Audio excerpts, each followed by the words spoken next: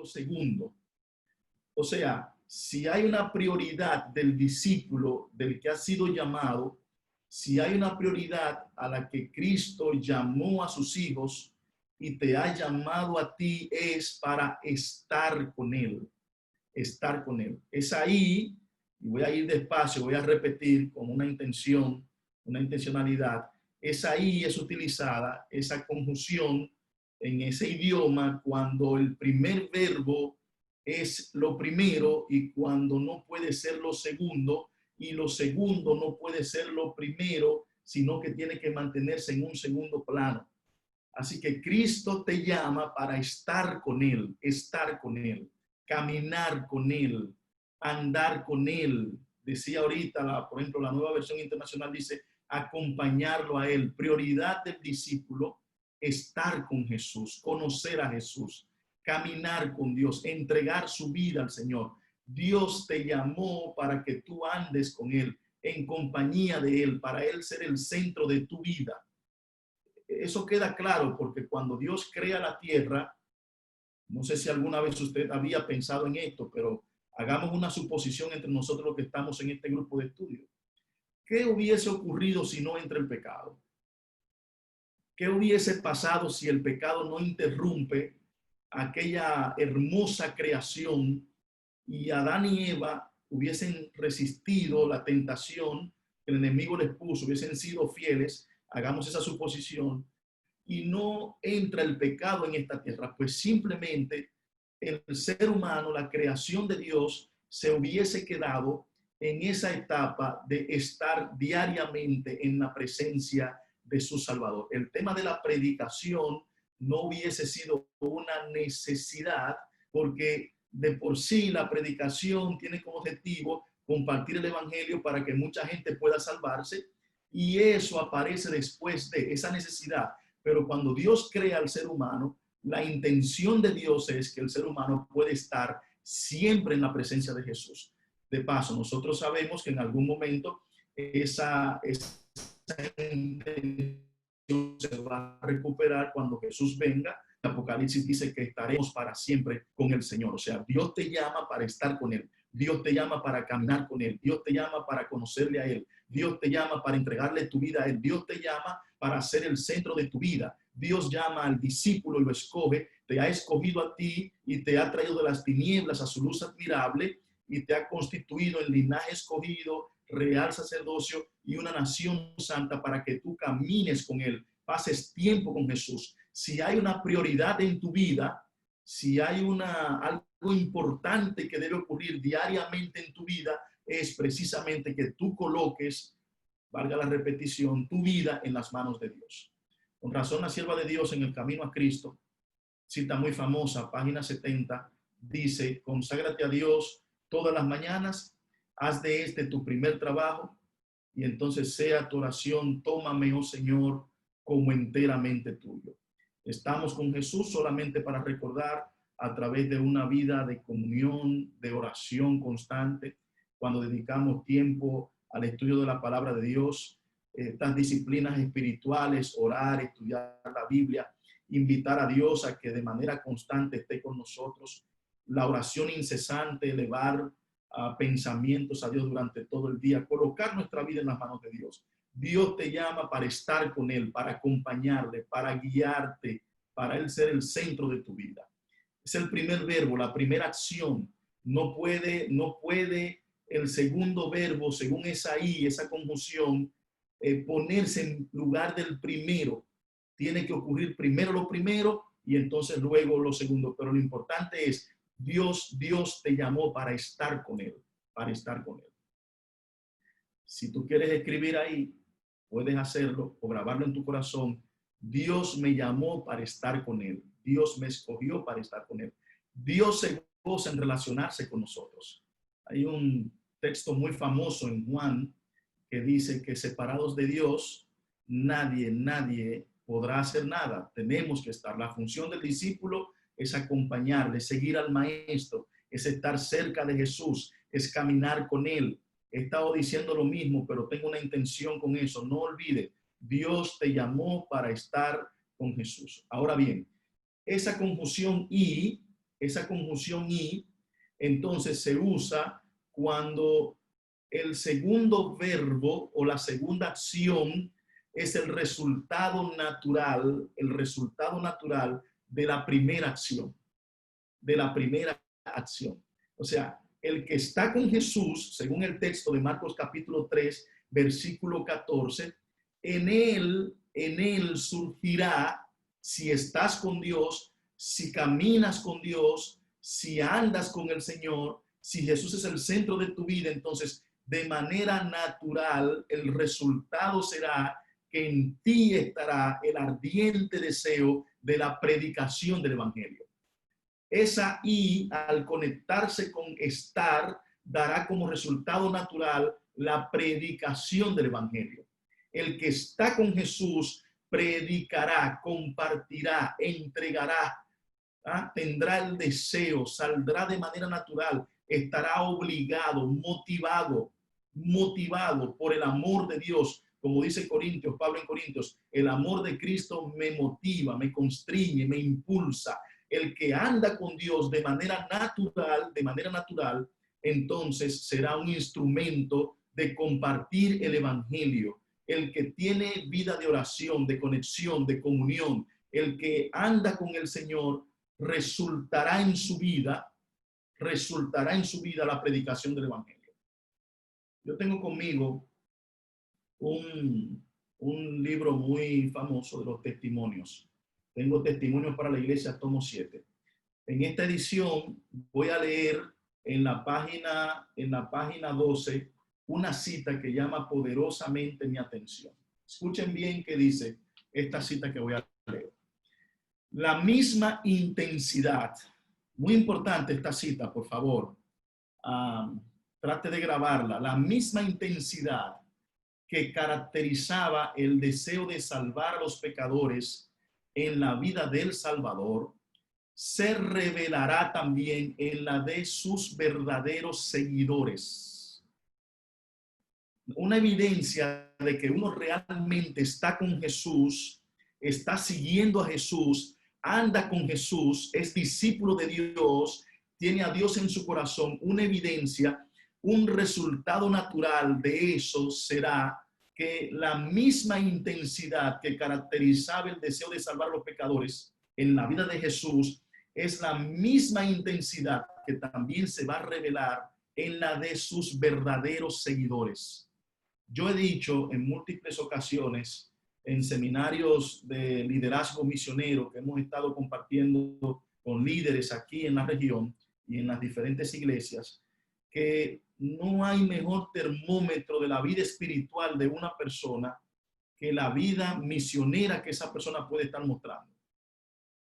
La vida, el nivel de conexión de una iglesia con Jesús, de un discípulo, se evidenciará porque es la misma intensidad, el anhelo que tenía Jesús de salvar, de que la gente se arrepintiera, de que la gente se entregara a Él, se va a manifestar cuando uno está realmente siguiendo a Dios.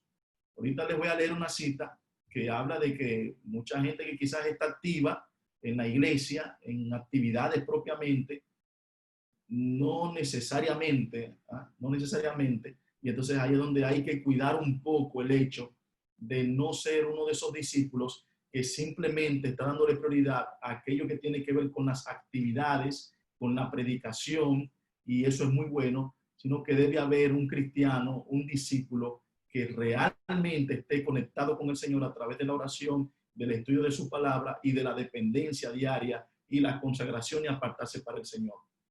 La cita sigue diciendo, la persona verdaderamente convertida, aquellos que estén con Jesús, tratarán de rescatar con ansiosa solicitud a los que se hallan todavía bajo el poder de Satanás. La persona que realmente esté convertida, que ande con Jesús, que cumpla el primer verbo de Marcos capítulo 3, versículo 14, que esté con Jesús, esas personas rehusará hacer nada que pudiera estorbarlo en su tarea de la predicación del evangelio. Incluso si tiene hijos, se dará cuenta de que su obra debe comenzar en su propia familia. Para él, sus hijos son preciosos en gran manera. Y al recordar que son los miembros más jóvenes de la familia del Señor, luchará denodadamente por colocarlos donde se hallen en el lado del Señor. La persona que realmente esté convertida se ha dedicado a servir, a honrar y a obedecer a Cristo. Y la cita termina siendo un llamado. Si alguno o a los que no participan en absoluto del deseo de salvar almas, les conviene preocuparse por su propia salvación. Tremenda cita, ¿eh? Tremenda cita. Yo siento que deberíamos constantemente recordar esto ante la iglesia. Dios nos llamó para estar con Él en primer lugar, sobre todas las cosas, y como resultado natural, como consecuencia natural de ese estar con Jesús, entonces andaremos en compartir, en la predicación, en tratar de que otros vean a Jesús, porque solamente ya el testimonio será un instrumento poderoso para que otros puedan conocer el gran amor de Dios. Así que Cristo nos llamó para estar con Él y para enviarnos a predicar. Repaso, en primer lugar, cuando Dios nos llama como prioridad 1A para que estemos con Él. En segundo caso, esa I se usa cuando el resultado natural de estar con Él es predicar el Evangelio. Si usted nota, el Señor se encargó fuertemente de eso, porque evidentemente pues estuvo en una relación estrecha con sus discípulos en tiempo de entrenamiento, de preparación, y entonces, aun cuando los discípulos querían ya salir en Hechos capítulo 1, la encomienda de Jesús fue, no, tienen que recibir poder primero, recibirán poder. Ese poder en Hechos 2 se traduce como el Espíritu Santo. En otras palabras, la presencia de Dios desciende a los discípulos y esa presencia los habilita para la predicación del Evangelio. Porque nadie puede dar lo que no tiene. Nadie puede dar. Los pastores que estamos en este grupo, los líderes misioneros que estamos en este grupo, los hermanos que estamos en este grupo, deberíamos entender lo siguiente, y es el hecho de que si queremos compartir a Jesús, tenemos que tener a Jesús. Debemos tener a Jesús. Jesús debe ser mi prioridad en mi vida. Si hay algo importante, determinante, si hay algo que debe ser lo principal, es una persona que se llama Jesús. Termino diciéndoles que la tercera ocasión en la que esa conjunción I, esa pequeña I, se usa para conectar el verbo estar y el verbo predicar, esa I se usa cuando, escuchen bien, ambas acciones no pueden desconectarse una de la otra. Cuando ambas acciones son, voy a llamarle así, interdependientes, dependen una de la otra. O sea, si estoy con Él, predico, y si predico, entonces, en esencia, de manera poderosa, entonces estoy con Jesús. No puedo hacer una cosa sin dejar de hacer la otra.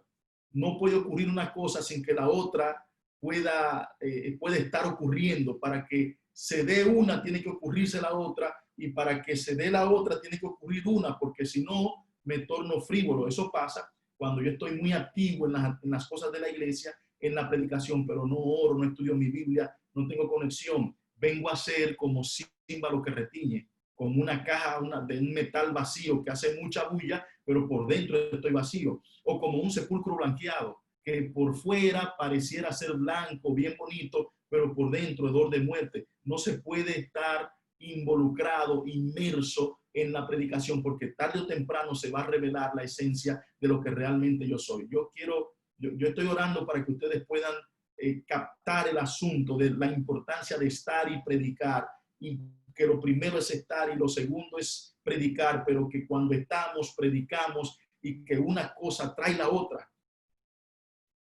Hay una cita muy famosa del Camino a Cristo, aquí lo tengo también, permítanme compartirlo para fortalecer un poquito este último argumento de que no se puede de alguna manera desconectar el estar con la predicación.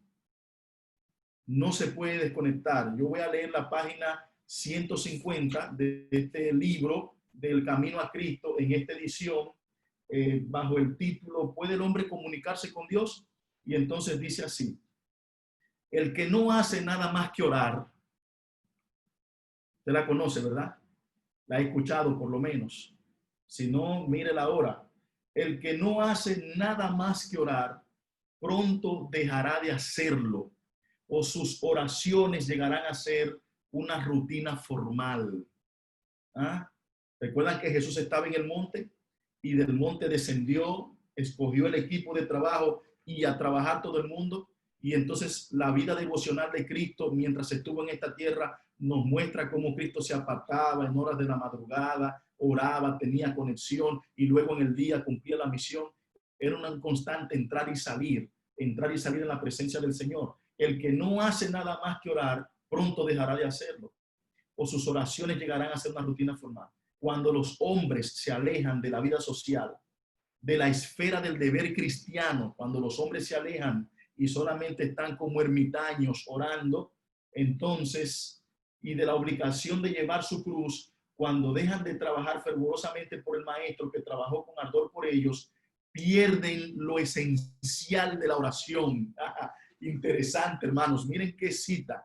Cuando solamente oramos y no estamos trabajando en la causa del Señor, no estamos compartiendo el evangelio, entonces perdemos lo esencial de la oración y no tienen ya estímulo para la devoción. Sus oraciones llegan a ser personales y egoístas. No pueden orar por las necesidades de la humanidad o la extensión del reino de Cristo, ni pedir fuerza con qué trabajar.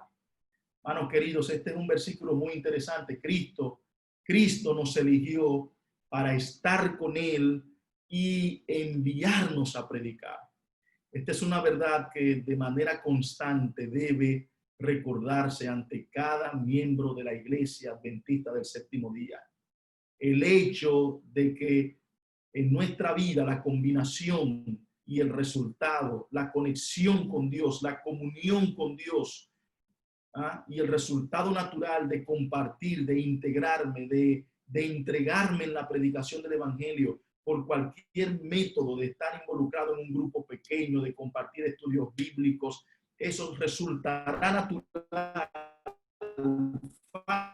cuando estemos conectados con el Señor. Por eso, una iglesia que no ora, una iglesia que no estudia la Biblia, discípulos que no acompañan ni siguen a su maestro, tienen un discipulado prácticamente cortado y corren el riesgo de perderse, corren el riesgo de desviarse del camino, porque hay una combinación entre estar, el verbo estar y el verbo predicar. Yo termino diciéndoles que la vida de la iglesia en el Nuevo Testamento, cuando nació, y ahora voy a ir a Hechos capítulo 2, una porción muy famosa de la palabra de Dios, cuando nació, los pastores que estamos en este grupo y los líderes que tenemos influencia, líderes laicos que influyen sobre grupos, deberíamos estar muy cuidadosos, haciendo mucho énfasis en la necesidad de la consagración,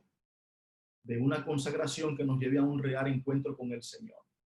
Cuando un líder misionero intenta enfatizar tanto la predicación y se olvida de que la esencia, la plataforma, el centro de eso es el resultado natural de la conexión con Dios. Hay que combinar, tiene que ser combinado. Estoy con Jesús, comparto a Jesús. Estoy con Jesús, reflejo a Jesús. Pero no me lo propongo yo. O sea, eso sale natural. Me encuentro con Dios, otros tendrán que ver a Jesús a través de mí. Será inevitable. A Pedro le pasó eso. 2 o 3 años después de su andanza con Jesús, en el patio del sacerdote, ya no hablaba igual y por su hablar lo conocieron, y para que no lo confundieran, usted recordará la historia, tuvo que empezar a cambiar su lenguaje porque ya incluso su manera de hablar había sido afectada por su compañía y su andanza con Jesús. Muy interesante. Pero ¿qué dice Hechos capítulo 2? Hechos capítulo 2 habla de la iglesia. Voy a leer capítulo 1, versículo 41, y el versículo, capítulo 2, perdón, el capítulo 2, versículo 41. Miren cómo era la vida de los que creyeron en aquel famoso día donde miles de personas fueron bautizadas. Versículo 41 de Hechos capítulo 2. Los que recibieron la palabra, ¿cómo reaccionaron? Noten esta expresión, abrieron su corazón. ¿Te recuerdan Hechos 2? Descendió el Espíritu Santo. El Señor llamó la atención de los que habían venido de diferentes lugares debajo del cielo, dice Hechos 2. Y entonces se congregaron, escucharon el mensaje de Pedro. Resultado de eso vino el arrepentimiento, bautismo masivo. Y entonces dice a partir del versículo 41 una serie de características de esta gente que recibió la palabra, que abrió su corazón a la palabra. Recibieron la palabra y como recibieron la palabra, fueron bautizados. Recibieron y son bautizados. En aquel día, la estadística, estoy loco por conocer quién contó ese día, quién fue el que llevó las estadísticas ese día. Estoy que no veo por llegar a la eternidad, porque una de las misiones que tengo es averiguar, ¿y quién llevó las estadísticas? Yo quiero conocer cuál fue la comisión de estadística del día del Pentecostés. Como 3,000. Pero miren la condición. Perseveraban en la doctrina de los apóstoles. Perseveraban en la comunión los unos con los otros. Perseveraban en el partimiento del pan y en las oraciones. Conexión, comunión. Perseveraban. Versículo 44. Todos los que habían creído estaban juntos, tenían las cosas en común. Versículo 46. Perseveraban unánimes cada día en el templo. Se manifestó la asistencia al templo. Iban a su culto, estaban en su culto. Versículo 47. Alabando a Dios y teniendo el favor del pueblo. Noten el resultado natural. Y así el Señor añadía cada día a la iglesia los que habían de ser salvos. En ese grupo que creyó en Hechos 2 estaba presente la palabra, estaba presente la doctrina, estaba presente la comunión, estaba presente la oración, estaba presente la alabanza, estaba presente la asistencia al templo.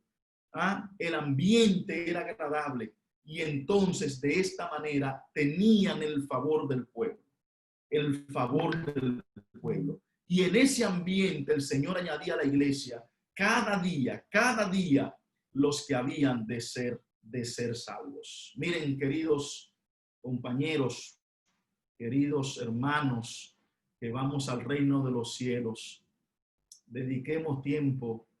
El llamado de Dios esta mañana es: pasemos tiempo con Jesús. Nuestra calidad de vida devocional debe ser óptima.